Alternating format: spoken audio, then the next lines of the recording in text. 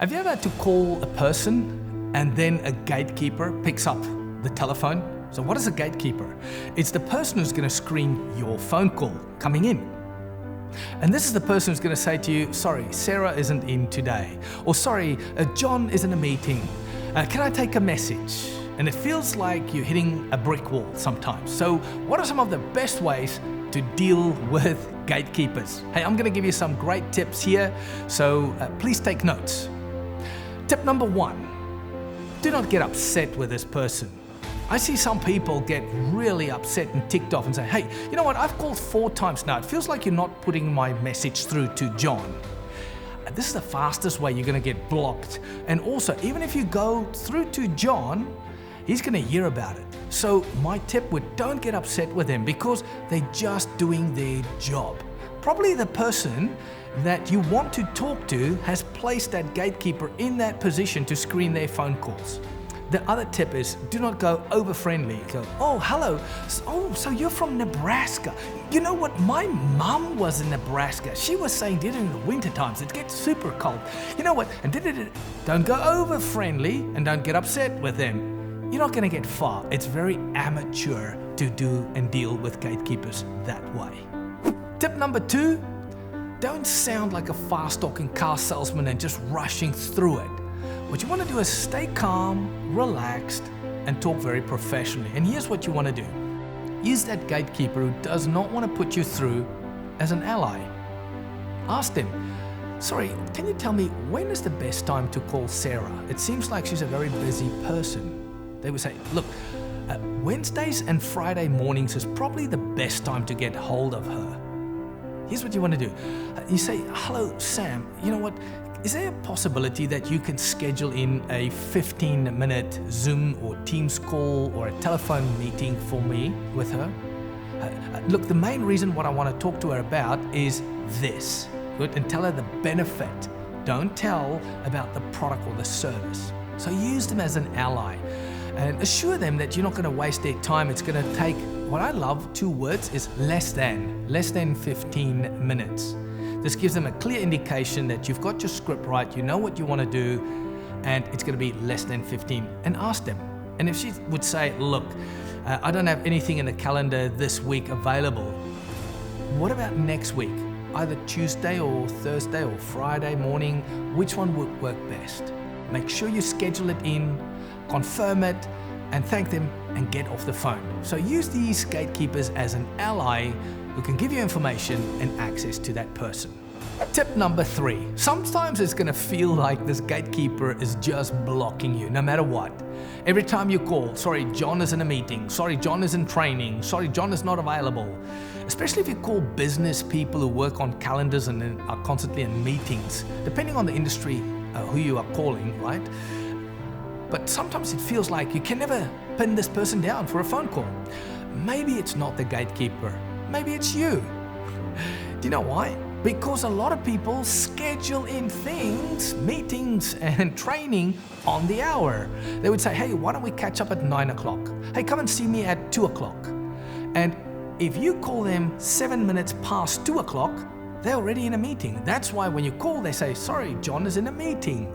Right? So what you want to do is that person that you can never get hold of, that's always in a meeting, always on a Teams or a Zoom call, try to call them about 7 minutes or 10 minutes before the hour, 1:50.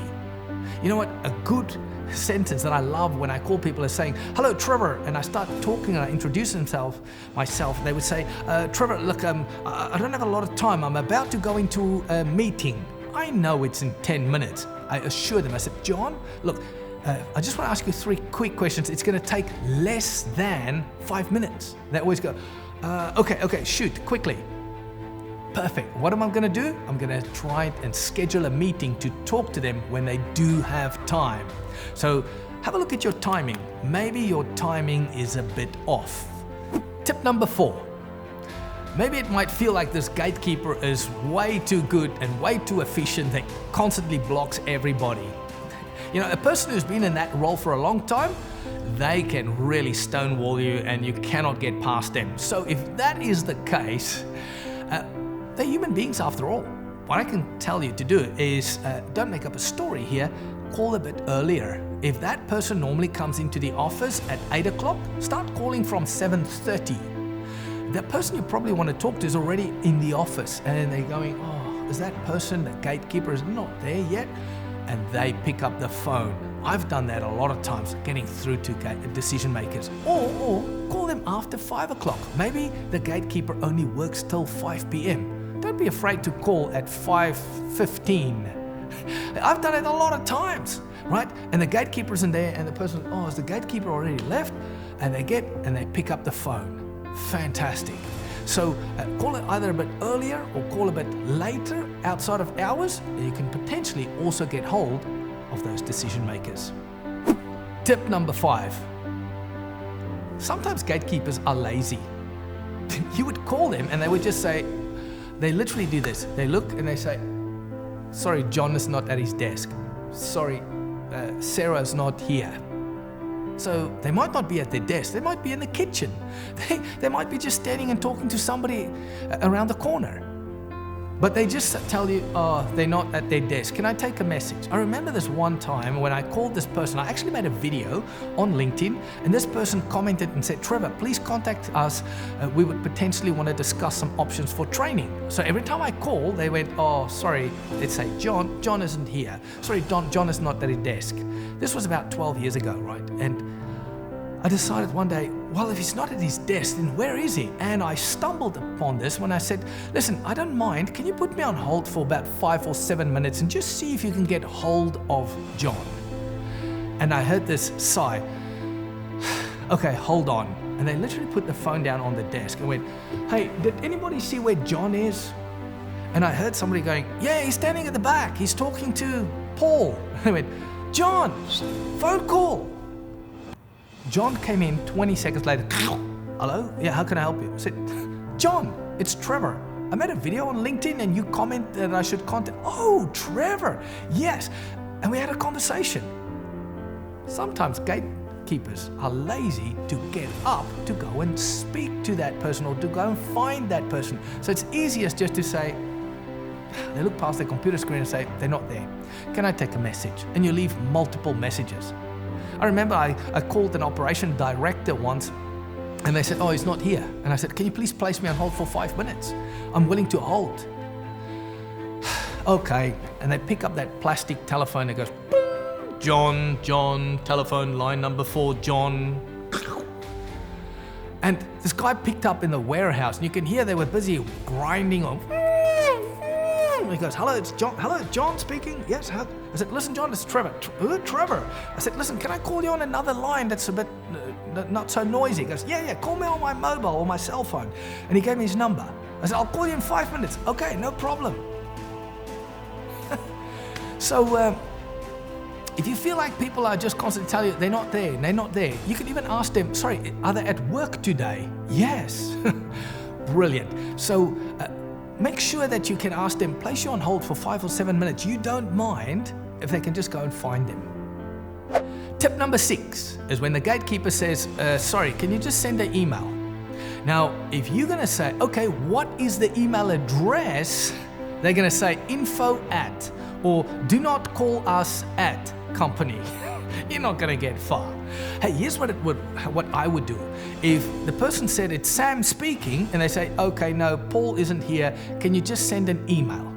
What I do is I lean in with their name. I would say, sorry, is this Sam at company ABC? And they normally would say, no, it's Sam.S for Smith, Sam.S. Now, if I want to get hold of Bob Brown, what do you think is that guy's email address? You guessed it. Yeah, brilliant. Bob.B. Some of you are sitting there going, what? It's legal. Guess it. I've done it many times. When somebody doesn't give me that email address, I can figure out what is the sequence in the company. I would email that person. So don't be afraid if they say, send us an email. Sometimes if you get the person that you talk to that's actually the decision maker and they don't have time and they say, just send me an email, and you can hear they're just trying to fob you off, you are talking to the right person. Here's what I would tell you. Say, hey, I would gladly send you an email. Can you just tell me Keep them on the phone. Keep them on the phone. Can you just tell me what would be the 3 things that's most important to you that I need to include in this email for you? And now the person has to go, oh my goodness, okay, you are going to send me an email. I need to probably guide you a bit. Brilliant. And if they say, send us your availability and maybe a bit of a cost layout and also some of the products that you guys would sell. You say, look, we've got a variety of products.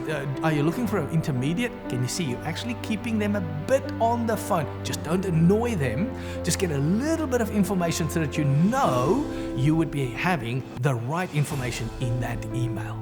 Tip number 7, ask them when the gatekeeper tells you, sorry, John is not here, Sarah's not available. Say, can you please put me through to their voice message? This is a great opportunity. They say, fine, hold on. And then you hear, hello, this is Sarah. Please leave a voice message. Donk. Leave a professional scripted voice message. Mine would sound something like this. Hello, Sarah. Good. This is Trevor Ambrose from a training company here in the Gold Coast. And listen to this. If I call her and she's a sales director, many sales directors tell us, what do they tell us? And I tell them the 3 frustrations. Their staff is not making enough follow-up phone calls, they struggle to get over price objections, and they're not closing enough sales. So I would mention 3 problems or frustrations that person normally has. Find out what are the key 3 frustrations that generally people have that you are calling, and then say, our company actually helps to improve in all these areas, which is why I was trying to get hold of you today. Look, if you want to get hold of me in the meantime, I'll give you my direct telephone number. It is, and say it very clearly, it is 445566. I'll try to contact you again next week, and I look forward to hearing from your reply. So again, say your name. This is Trevor Ambrose from the Gold Coast. My direct number is 445566. Thank you so much. I look forward to speaking to you. Phone down. Learn to leave professional voice messages. I see so many people in telephone sales hate leaving voice messages because we've all left a very silly voice message and then we press 9, 0, anything to say, please re-record your message. And instead it says, message saved. And you go, oh no.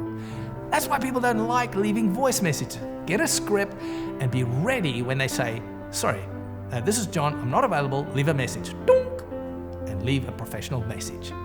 Tip number 8 is a very simple one. If you cannot get hold of that person and the gatekeeper constantly says, John or Sarah is not available, they're not available, they're not available, they're in a meeting, ask, is there somebody else in the same capacity that I can speak to that's also part of the decision making?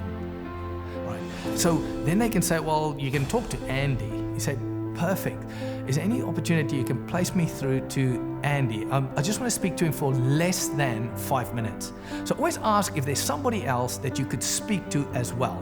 And that person could potentially help you on your journey to close that sale. So don't be afraid to speak to the next person that might be available. Tip number 9. Now this one has opened up doors for me, especially when I have to talk to very high up CEOs, executives of Fortune 500 companies. Trust me, those gatekeepers are super professional. They're very hard to get around them.